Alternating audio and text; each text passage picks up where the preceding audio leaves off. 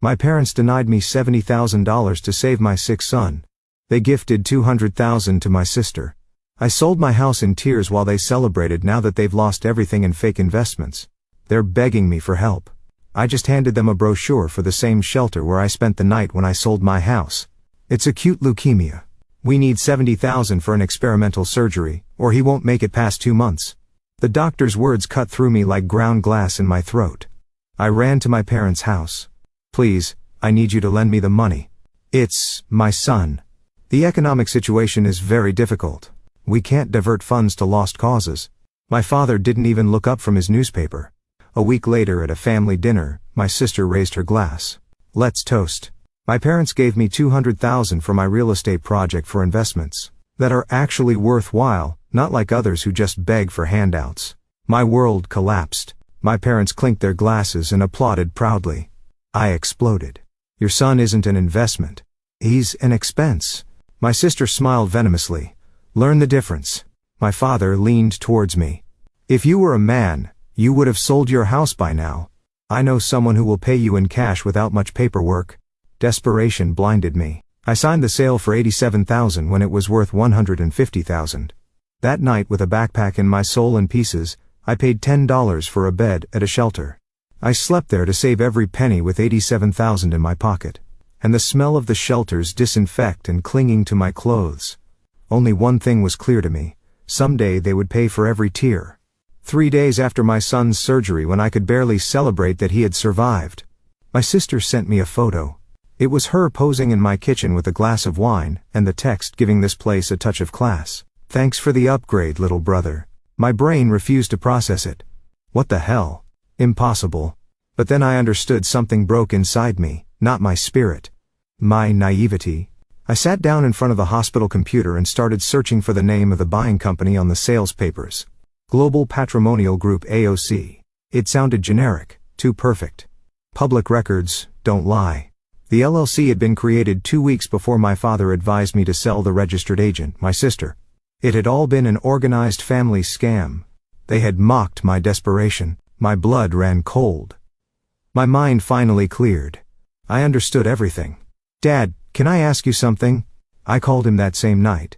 Son, how did you know your contact would pay me so quickly for the house? Son, he's very efficient, and always has good capital available. Why do you ask? No reason, just curious. Thanks to that, I saved my son. I hung up. I had my answer. I went to see a lawyer with the documents. The sale is legally airtight. Told me after reviewing them, you sign of your own free will. There's no technical fraud here. And if I prove there was family collusion, it would be difficult to prove and very expensive. I'm sorry, I left that office a changed man. The law wasn't going to help me. I would have to do it myself. My son and I moved into a 1-bedroom apartment. He slept on the sofa bed, I on the floor every night. After putting him to bed, I opened my laptop and investigated mortgage records, public credit histories, city documents. I became an expert at finding information. I even signed up for free online courses, and then I found it pure gold. My parents' house had a second mortgage with a small private credit firm, Little Rapido Solutions. $280,000 borrowed just a year ago, at 15% annually. They were already 3 payments behind in the last 6 months. Meanwhile, my sister continued her act as a real estate influencer on Instagram. She posted pictures of her property with captions like, "The secret is identifying opportunities others don't see," hashtag, entrepreneurial mindset, hashtag, smart investments. Each post was a stab in the back, but also fuel. One Thursday, among unpaid bills and junk mail, a simple letter appeared with the return address of a law firm I didn't recognize. I was so overwhelmed. I almost threw it away, but I opened it. It was from my late father-in-law's lawyer, who had passed away 3 months ago. He had left an inheritance, $37,000. The attached sheet included a personal note he had written before he died. "I know things can be difficult without my daughter. Use this to secure my grandson's future. It's the last gift from a grandfather who adores him." My eyes welled up. It was the first time I had cried since my son's diagnosis. The love of my wife's family manifested as an unbreakable fortress to save us. While my own blood had tried to destroy us, the irony was so perfect it almost hurt, but it was also a sign and instruction. This was no longer just revenge. It was pure justice. Grandfather's last act of love was going to finance the annihilation of the others. I called Capital Rapido Solutions. Good morning. I'm interested in buying private debt portfolios. Do you have any available? A few. What kind of amounts are you working with up to $300,000 in cash? Perfect. I can show you several options. I reviewed all the available portfolios, until I found the one I was looking for, house in Los Alamos. Original loan for $280,000 and 3 missed payments. High-risk debtors. I'm interested in that one. What's the price? $182,000? Problematic.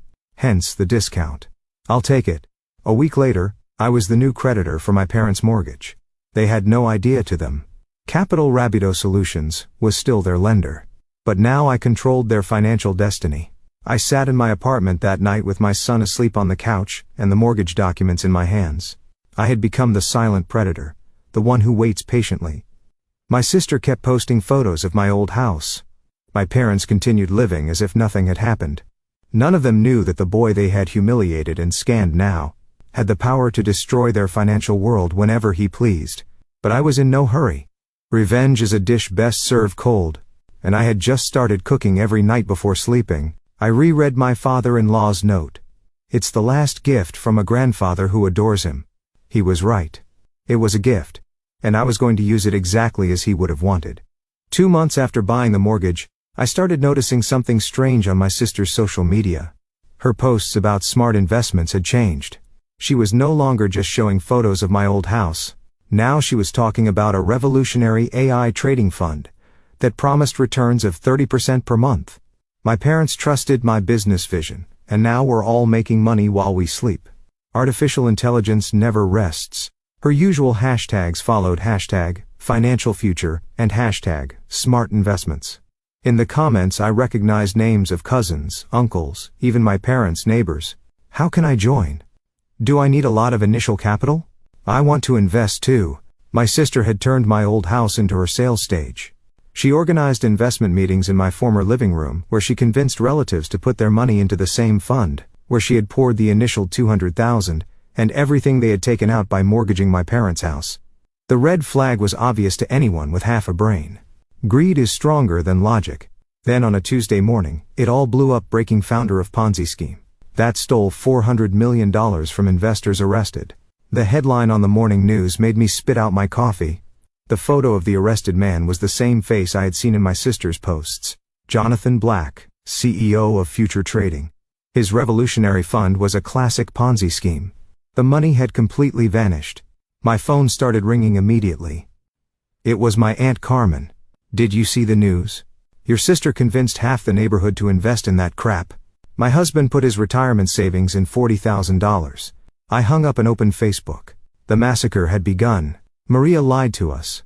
She told us it was a safe investment that scammer used her own family. How could we be so naive? She knew it was a fraud. My sister tried to do damage control with a desperate post. I lost money too. We were victims together. Please understand. I never would have risked my family's money. If I had known, it was too late. Her reputation was destroyed. And along with it my parents. 3 days later, the first official letter arrived. The monthly payment on the second mortgage had not been made for $1,200 that simply no longer existed. My lawyer sent the standard reminder letter, nothing personal, just protocol. My father called me that same night. Son, I think we have a little problem with some payments. What kind of problem? With this whole investment thing, our cash flow got a bit complicated. I waited for an apology for him to acknowledge the abysmal irony, a minimal sign of humanity, but he blurted out with a demanding tone, son, I heard you're doing well, that you're almost a millionaire with your inheritance. Your duty as a son is to help us out of this. We just need $180,000 to pay off the debts. I don't know what you're talking about. Dad, I replied with a forced calm. I'm broke, just surviving. I hung up without another word. I didn't sleep that night. My father's words echoed like a poisonous refrain. Almost a millionaire, your duty as a son. The audacity of his demand was suffocating. I knew he wouldn't stop there. His world was crumbling, and I was the perfect scapegoat. A week later, my personal hell began. My Aunt Carmen called me crying. Your dad is telling the whole family that you sabotaged the investments out of pure envy, that you ruined your sister's success by refusing to help them. Even though you're now almost a millionaire with your inheritance, that you're a selfish son. Seriously. He says you've always been bitter and vengeful, that you even made up your son's cancer to get attention. My blood ran cold. He said that we don't believe him, but he's convincing some people. Your uncle Raoul won't talk to you anymore, but my father didn't stop there. 2 days later, my boss called me into his office. I received a very strange call yesterday. A man claiming to be your father. My heart sank. What did he say? That you have a substance abuse problem, that you've been stealing money from the company to support your habit, that I'm irresponsible for keeping an addict on my staff. Boss, that I know it's a lie. I've known you for 8 years, but I need you to make an official statement. For HR, in case this escalates. I recorded my testimony that afternoon. I detailed every event from my son's diagnosis to the family scam. Human Resources filed my statement and assured me my job was safe. More ammunition for my arsenal. The second payment didn't arrive. My lawyer sent the official notice of intent to foreclose on the mortgage. It was no longer just a reminder. It was a legal threat. My sister showed up at my apartment 3 days later without makeup, with swollen eyes, wearing the same clothes she'd worn for 2 days straight. I need to talk to you about what? Please. Her tears seemed real for the first time. Just 5 minutes. I let her in. She sat on my cheap sofa. The same one my son slept on every night, and began her performance. I know I made mistakes. I know things got out of control, but we're family. I need your help to save our parents' house. I know you're swimming in money. Give me time. I can get the money, and I'll pay you back. I looked at her with absolute calm. Is it to save their house, or to give me back mine? Her face transformed. The sadness vanished, replaced by pure rage. My house, you sold it. No one forced you. You're right. I sold it because you wouldn't lend me the money to save my son money. You used to buy my house at a bargain price. He was saved. You should be grateful. Then with contempt she added, I'm wasting my time with you. I knew you were an idiot who doesn't help his family. She stood up and headed for the door, but before leaving, she turned around. This isn't over that night. I received an email from her personal account. You're going to pay for this. I'll ruin your life like you ruined ours. You have no idea what I can do to you. I printed the email immediately. Their next move was predictable. Tried to declare bankruptcy to evade the debt. My lawyer was prepared. I presented evidence of all the recent transfers to your daughter, explained over the phone. The initial $200,000, the withdrawals from the second mortgage, everything. Court can clearly see they're trying to hide assets. The bankruptcy filing was rejected. Desperation was making them creative. My sister created a GoFundMe, using an old photo of my mother in the hospital. My mother is sick, and needs urgent treatment. The family has lost everything in financial scams. Please help. The campaign raised nearly $7,000 in 2 days. But I had been monitoring her social media. I had recent screenshots of my parents on a cruise to the Bahamas, paid for with borrowed money just before the financial collapse. I anonymously sent the links to GoFundMe support with a note.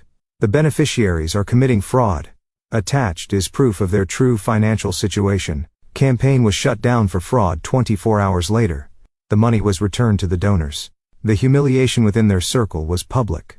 The final foreclosure notice arrived. They had 30 days to pay the arrears plus penalties. $5,500 they didn't have. They ignored it completely.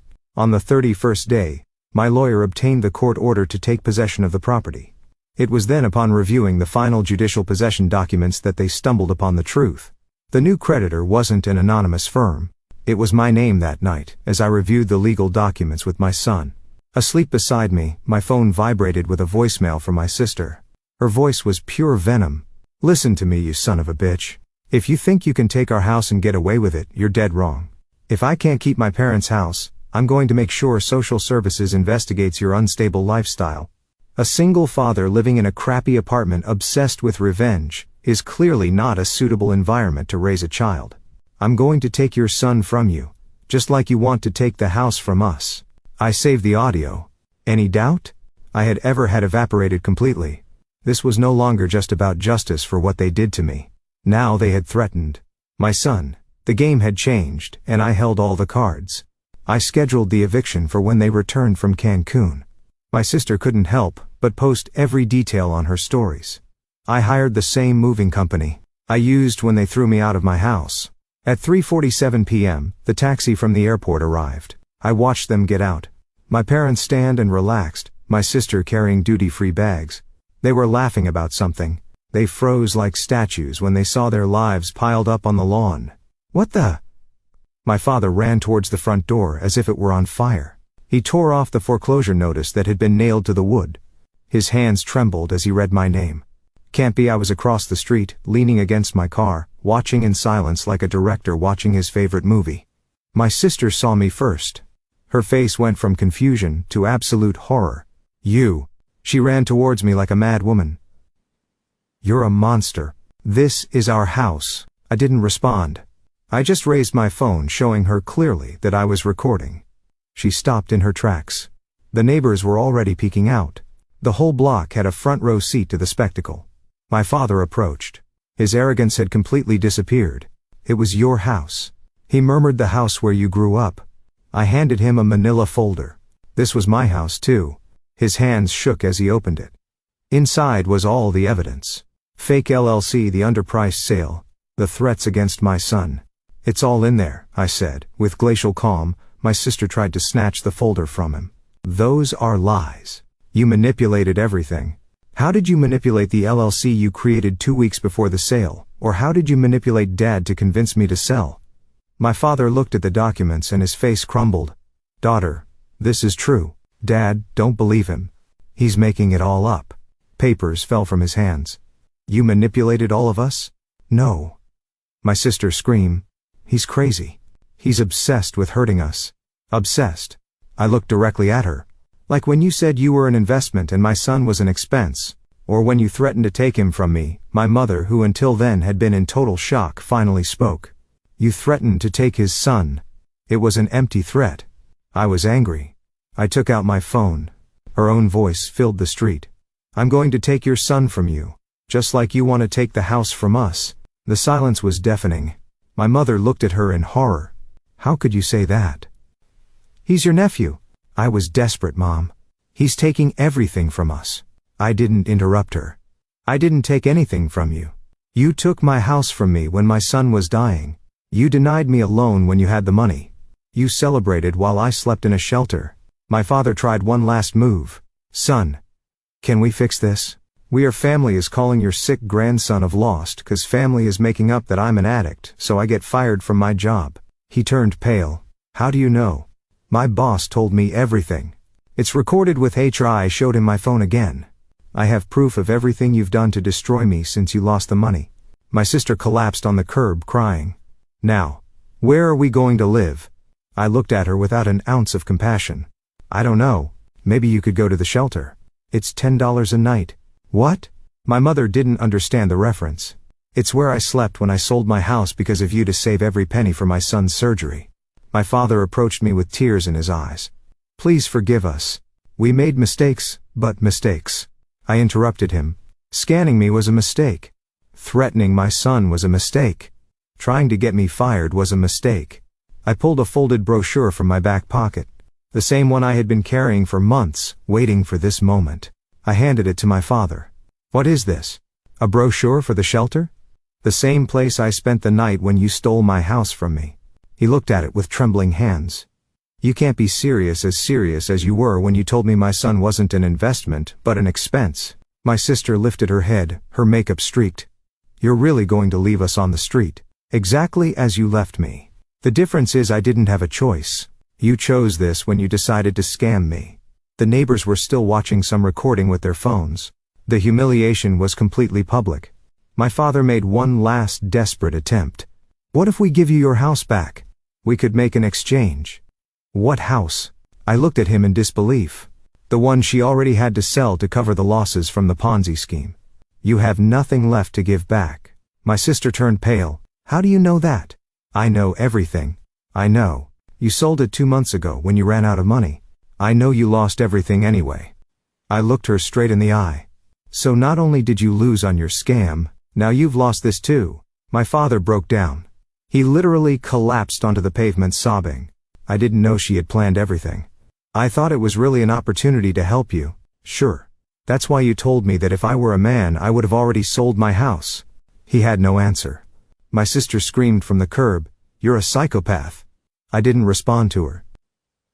I'm exactly what you taught me to be.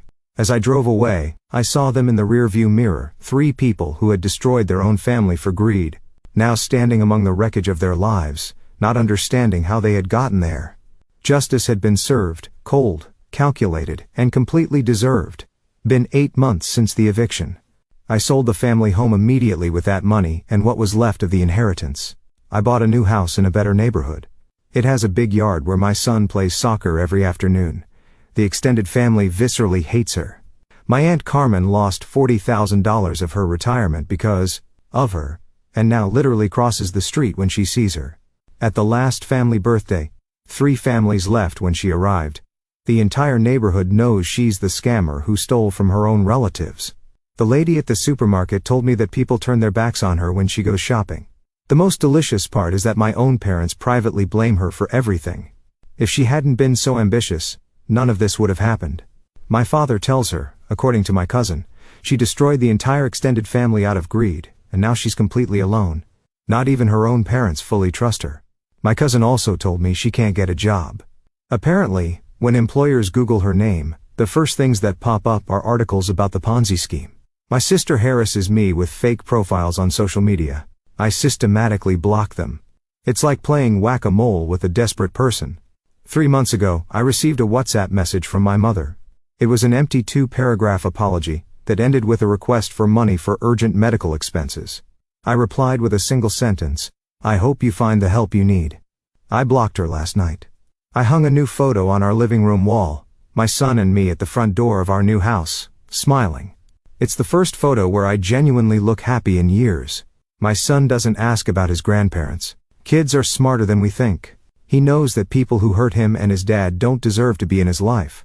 Sometimes I wonder if I was too harsh, then I remember my father's exact words. Can't divert funds to lost causes. The feeling passes. They built their empire on my ruins. I built my peace on theirs. Read it. Was I wrong to take away their lifelong home, or did the house stop being at home the moment they used it as a weapon against me?